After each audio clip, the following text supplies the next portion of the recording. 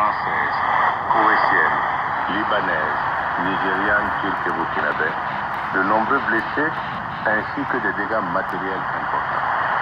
On note également la neutralisation de 2 assaillants. En adressant mes sincères condoléances et celles du gouvernement aux familles endeuillées, je souhaite un prompt rétablissement aux blessés.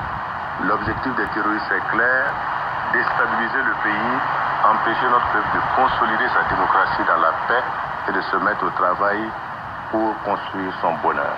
J'invite tous les Burkinabés de l'intérieur et de l'extérieur et tous nos amis et partenaires à se mobiliser pour le combat du développement.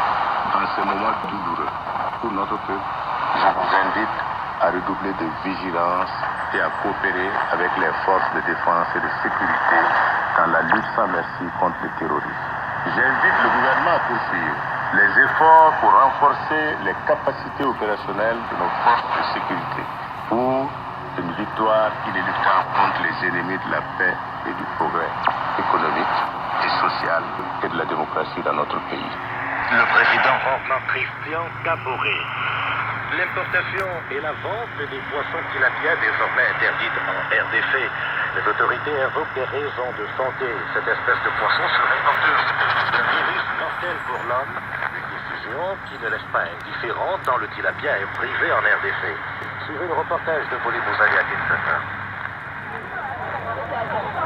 On a beau parcourir le rayon des poissons ici au marché de Gambela, les difficile de trouver du tilapia. Des fonctionnaires du service d'hygiène sillonnent les étals. Ils tiennent à faire respecter la décision prise par le gouvernement d'interdire l'importation et la vente des tilapia.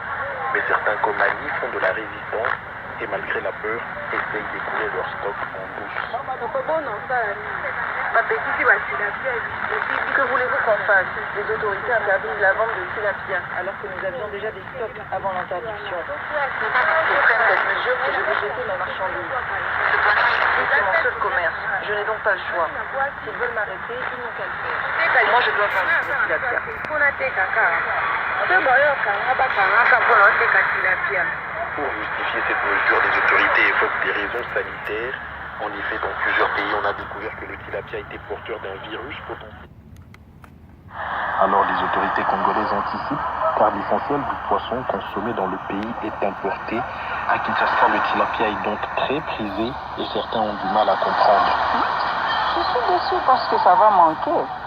Oui, les poulets, il y a des flambées pris partout.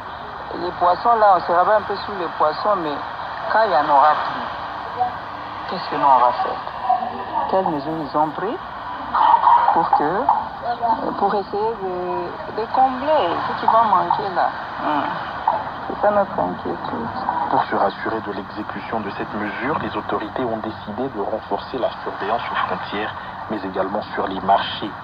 Poli Bouzali à Kinshasa, BBC Afrique. Et nous disons merci à Poli Bouzali. Évidemment, cette actualité est à suivre aussi sur la page Facebook de BBC Afrique. BBC Afrique. Au moins 200 morts dans la capitale sierra-léonaise. Ce bilan toujours provisoire d'un glissement de terrain provoqué par de fortes pluies.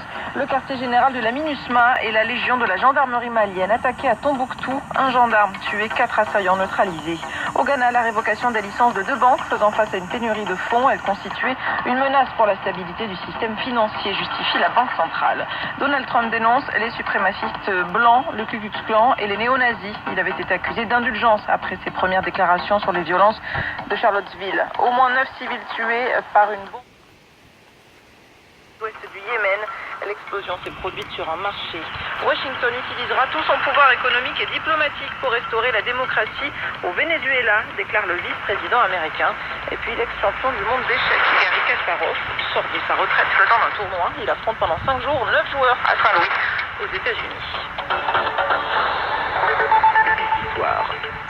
Et nous disons merci à Caroline Loyer pour ce point sur l'actualité dans BBC Soir. À suivre dans ce journal, comment comprendre cette attaque dans un restaurant de Ouagadougou hier soir? La commission sociale a du mal. Je pense que donc en tant que stratège sain, ces terroristes savent comment exploiter au mieux ce contexte assez particulier qui traverse notre pays. Le sociologue Jacob Diarra battu